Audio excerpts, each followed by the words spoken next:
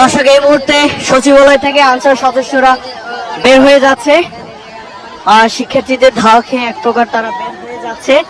আপনারা দেখতে পাচ্ছেন যে সচিবালয় থেকে আনসার সদস্যরা তারা বের হয়ে যাচ্ছে লাঠিসোঁটা নিয়ে। আমরা আপনাদেরকে দেখানোর চেষ্টা করতেছি সচিবালয়ে একটি বিশৃঙ্খলা এবং উদ্ভুত পরিস্থিতি সৃষ্টি হয়েছিল। সেই ঘটনার পরিপ্রেক্ষিতে শিক্ষার্থীরা এসে আনসার সদস্য